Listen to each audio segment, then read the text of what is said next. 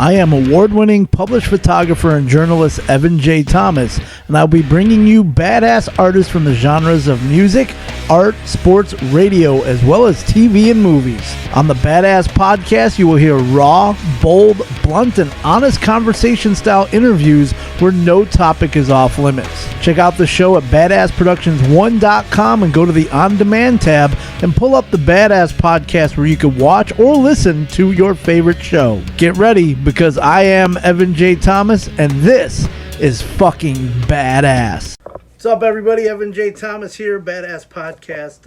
Also, I forgot the name of the other one already. Sound Story Stages, the history of rock or iconic music venues. Sitting here with Daemien of Reddstar, and Reddstar is Reddstar to make it easier to find. Yeah. Because obviously there's probably a few other Redstars with the regular 1D. Yeah, there's like fucking science companies and shit called Reddstar, fucking chemist or whatever. So we made sure to throw in the extra D in there so it's a little bit easier. And it's cool with the logo too. You can kind of play with it as well. So the little star in the middle there, boom, you're good to go. So you guys have some brand new music out. You guys have actually been around for about now almost 2 years in January, right? As an official band. Yeah, I was actually like the last piece. I came in, I would say like April, May, like right in the middle of the pandemic. So like April, May of 2020. So I guess if you want to consider it officially since then, you know, because I was the last piece. You know, the other guys were in there before I was. So how did they find you, or where did you find them? Like, how did this all come about with Reddstar? So basically, the way it worked was during the pandemic. When I first, because my old band used to be managed by Frank, who runs the venue that we're at, and FM Entertainment. Thank you for shout out to Frank. I miss you. I'm gonna fucking. Is he coming today? I hope you're coming today, dude, because I told you I'd buy you a drink. Anyway, yeah, we were managed by FM, and I think Vices was still under FM at that time. And right when we signed or announced that, Russ like reached out, was like, "Hey, dude, like, saw you signed with FM, like, fuck your guys' shit, blah blah blah." And then we would just like bullshit here and there, and then one day like I was just reaching out, just like, "Yo, dude, like." Oh, like it was like right when everything shut down, and like it was like no hope in sight. And I was like, yo, like, hope you guys are, like, you know, doing well, because, like, music was really fucked for a minute. And a minute? And it's a little longer than that. Yeah, well, you know, it's a saying, you know. Yeah. But, and he was like, hey, like, so me and, like, these other guys from other bands are working on, like, this side project thing just so we could stay busy while we can't do anything with our band. So if you're interested, let me know. We're looking for, like, a dude who can rap and sing. And I'm like, that's, like, a fucking given to me. Like, what people don't know is I actually used to rap before I started playing in bands. So, like, I was rapping before I was starting to sing. And I always wanted to do something like that. So then when he reached out and said that, and they sent me some demos, I, like, went and cut them that weekend. Literally, like, the day before my birthday, I went and, like, found, like, a studio that was actually open and cut some demos. Hated all of them. I'm like, they're going to fucking hate them. And then that day, the next day, he hit me back and was like, dude, they fucking love it. They all want to get on Zoom and talk and fucking see what we can do. And it just went from there. And then we literally all met for the first time when we went to Fort Wayne to record. With Sahaj. With Sahaj, which is the fucking headliner. See how it all comes around? Exactly. So I was talking with Sahaj earlier. Obviously, he worked on all of your music, which I finally was told. I knew he did the STFU song. Mm-hmm. So STFU was first played on, I think I heard it on Octane, is where I heard it. And I was like, holy shit, this is awesome. So talk to me about how that song came about. Obviously, you wrote the lyrics for it and everything. Yeah, so I actually, fucking Sahaj is like our fifth Beatle in this shit. So like me and him actually write like a lot together. Like the majority of like the rap stuff is me, but like we work on a lot of like the singing and like the choruses together because like that's like his fucking bread and butter. And basically with that song, I'm trying to remember how we fucking came about it. I think it was already there, like the verses, and we kind of kept those the same, but then we rebuilt the chorus and the bridge, and that guy's just for a motherfucker like him, he's got like his ear to the fucking ground when it comes to new music, and he throw names at me that I'm like surprised that he fucking knows about. You know what I mean? Like, and like his ideas and shit are just honestly like. He's probably like easily one of my favorite producers I've ever worked with because he's just got really fucking innovative with the music. Because what we brought him sounded way different than what we fucking left with. So he produces like a motherfucker then. Yeah, it ain't like we just give you a sound. It ain't like we walked in there and he's like, we're just gonna record this and this is how it's gonna come out. It was like, no, we're gonna like fix this and you suck, so we're gonna rewrite this. He didn't really say that, but fucking, he's like, yeah, this is alright, but it could be better. So then, like, we'd like rework everything and fucking do it from there. But yeah, I totally love all the shit that we did with him, and we have a lot more in store. So working with a real amazing producer like Sahaj, there's a lot of bands that try to do it themselves and try to be their own producer. Obviously, working with a producer that knows the sound, knows what kind of sounds good compared to yourselves. You can't be your own worst critic. So somebody else has to kind of show you this really doesn't work.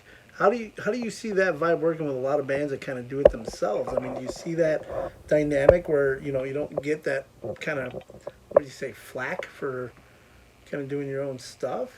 Yeah, I mean, sometimes that happens, but I mean, I'm the kind of person where I beat the shit out of my own stuff. Like, okay. I'm very like critical about what I do, and fucking I like having somebody else there because I'm a firm believer in like, more like the more heads the better when it comes to working on something, because I am used to being like the guy who writes all the vocal shit and that's normally how it stays.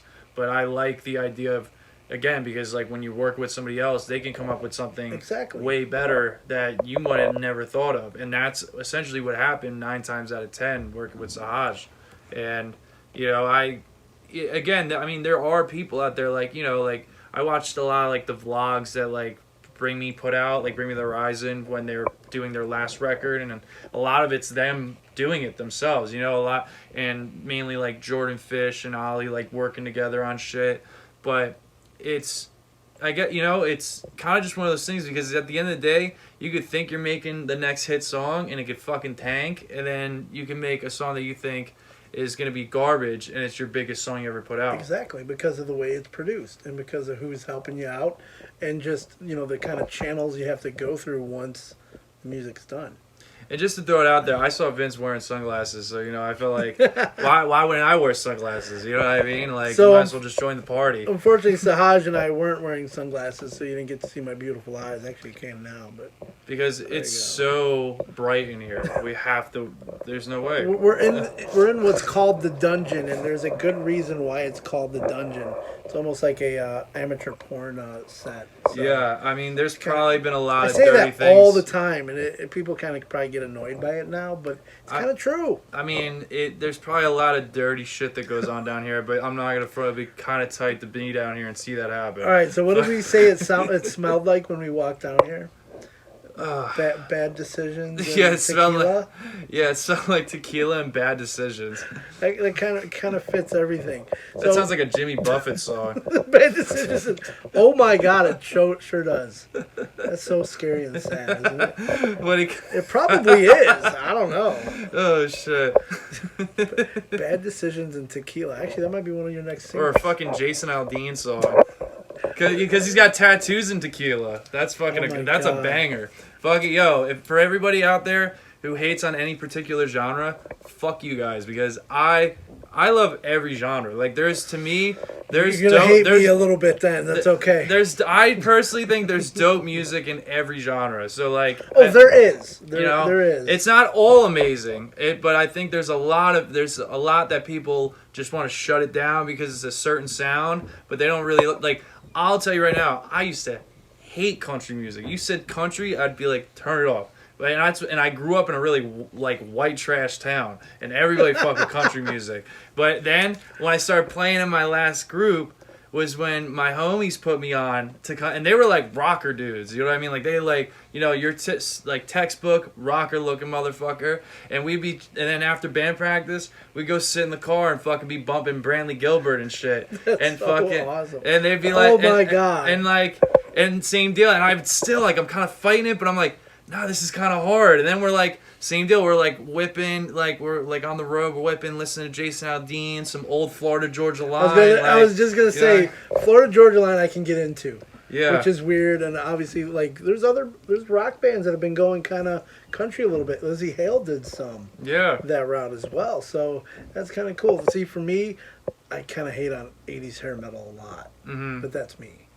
See, I fuck with it. I don't, like, go out of my way for it too much, but, yeah, I like some of it. There's a lot of bad 80s hair metal, but there's even good, like, disco, if you think about it. Yeah. Like the Bee Gees, and obviously now, I don't know if you heard the Foo Fighters put out kind of a DG's album, so... I saw them whipping, like, around some, like, church people or something. Oh, playing that was their the, Bee Gees, oh my god, shit. who was that? The Westboro...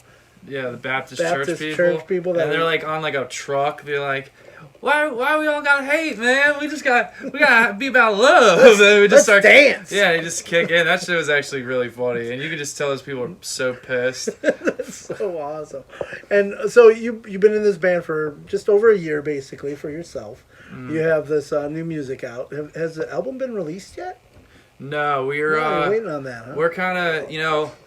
Shout out to all the older rock fans, but we don't got no fucking CDs right now. I'm sorry. Like the way we're doing it is like we're doing it a single by single basis. So basically, we might end up throwing it together for a project, but just from like the way the times are changing, it just makes more sense to put out like each individual song. So then that way people are just playing the shit out of it and just until they're fucking done with it, and then the minute they're done with it, we got the next one ready to go. There you go. You know, it's like we're like a goddamn McDonald's, you know what I mean? Just like we're just like, hey, just when like you thought you were done with that fucking cheeseburger, we got another cheeseburger right here, buddy. Keep going. You know? Well, I'd say it's kind of like Marvel movies. It's like they put out one and it's like, oh, that was great. Oh shit, now there's another one tomorrow, and then there's another one like the next day, and it's like, boom, literally. Just keep putting them out. Like so. Black Widow just came out, and now they're coming out with that, like, I don't want to botch the name, but the fucking dude with the rings, and it's like more like Kung Fu style. Yes, I saw that. Like Shang Li or something like that. Mm-hmm. And that looks tight. I actually really want to see that one, but yeah, it's literally like that. It's and just then like there's another one in like 2 months that's coming out. It's some like the, I'm going to botch it too. It's like the Invincibles or something like that. Something really weird name-wise, but it looks pretty epic. Yeah, I mean, you know what sucks, man, is I fucking seen so many movies, like, in regards to Marvel and superhero stuff, and now there's just so many that it's just starting to get, like, I don't really go out of my way too much for it anymore because it's just, there's so much shit. Like I tried giving WandaVision a shot. I gave Loki a shot. Okay. I didn't watch the Captain America and one with the Falcon and the Winter Soldier, but I heard they're all dope. And I liked the shit that I watched from WandaVision, Loki. They were great, but there's just so much shit. It's a lot of time to consume with stuff, and we have lives. At least some of us do. I mean, there's so many people that act, it's part of their life, and I don't get it. But for me, you know, it is what it is. The funny thing is, my son and I actually host a podcast called the E2b2 Podcast, where we actually do movie reviews. Oh, cool. So every 2 weeks or so, we put out a new one. We just did one yesterday, today, with Suicide Squad. So that was killer. I really liked it. Yeah, the newest one? Yeah. I love it. It reminded me of Deadpool. I liked that it was like comedic, but it was very violent when it was violent. Very violent. There was the blood and gore, and there was dick, and it was weird. And I was worried about John Cena because when I saw his outfit, I was like, that is so terrible. And then it was weird going into it, right? Because it was like, you know, they replaced Will Smith, but then they kept certain actors. You had the really bad Suicide Squad the last time. Yeah. At least I thought it was bad because it was too much over the top. Yeah, it was all over the place. But like this one, I feel like this one was like over the top in a good way with like the giant starfish fucking monster thing. That was so weird. But like fucking the dude that, I forget his name, like the actor, Idris Elba? Yeah, him. Okay. His fucking character was sick, and like his Bloodsport. weapons, dude. Like the that gun that he popped out. Yeah, and boom, boom, boom, and dude. Extend out. So sick. The other guy, I forget all their names, but the other guy, he was actually in the show Alter Carbon, and he's in that as well. That was fucking great. Is that Polka Dot Man? No, he was the guy who basically, he wasn't one of the inmates. He was the guy who worked for Flag. Rick Flag. Yeah, and he had like the fucking yellow shirt on, I think, and then when they're in the bar, he's got the cowboy hat on. Yeah, Rick Flag. Yeah, like he's a good actor, so I really liked that he was in it too. But John Cena was fucking great. I was so shocked. The comedic timing he had. I was so shocked, and I love the giant shark, dude. Okay, you do know who the voice was, right? For the giant shark? Yeah. No. I don't know who the voice was. Sylvester Stallone. No fucking way. I did not know till the end of the movie when we were sitting there, and I'm like, who is the voice of the shark? Because I saw Sylvester Stallone's name up there, and I didn't see him. I'm like, okay.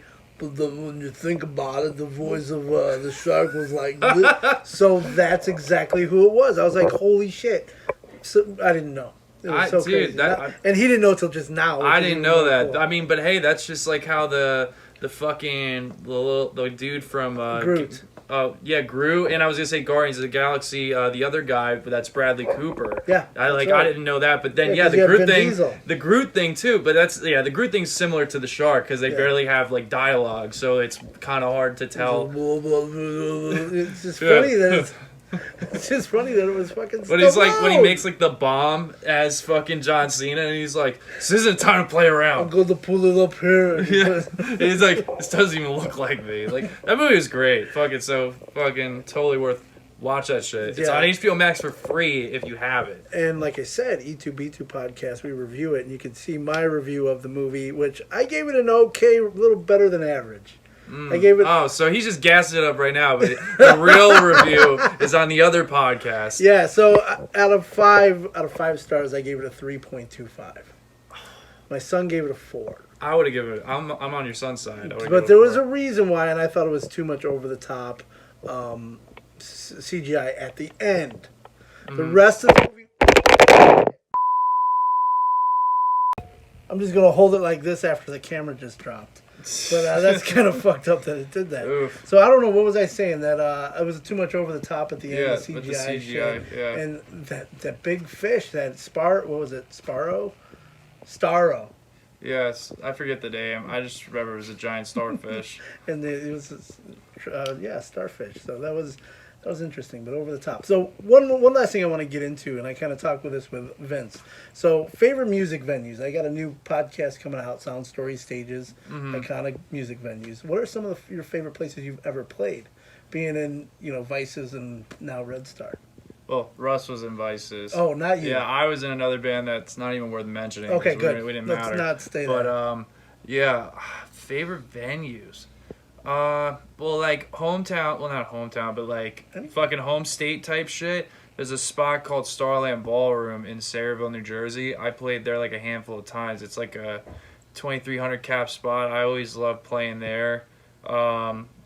I'm not gonna lie, I really like the spot that we were playing at yesterday, Pierre's in fucking Fort Wayne. That was honestly it reminded me of Starland. That's why I really liked it. There's a lot of cool bands coming through that place in the next few weeks too. Yeah, so and then there was actually a spot in Austin, Texas that I can't fucking think of the name, but it was really sick. It was and we actually played there.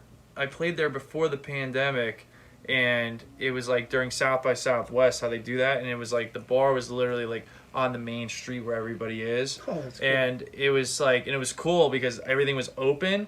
So then like as we just played, more and more people came in. So like by the time we were like at the end of our set, the bar was just filled like to the brim because again, normally South by Southwest is a lot of like rappers and like pop artists and stuff. So like that one spot.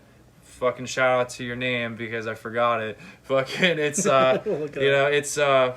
it's really fucking dope there. But I would probably say like the hometown fucking Starland Ballroom is probably my favorite. Any venues you'd like to play? Obviously we're here in Joliet and at the Forge, which actually has a very interesting history, being like 3 different venues in the last like decade or so. What are you looking to play in the near future? Well, when I used to be managed by Frank, I would always see him like sharing the Apollo Theater, and that looks pretty tight. That's a pretty wicked place too. So I would definitely like to do that shit. I definitely, now that I'm in a band in LA, I would like to hit like a lot of the LA spots, like the Whiskey and the Viper Room and shit. Which, hush hush, might be figuring something out. Then besides that, have you ever been to the Whiskey or the Viper Room?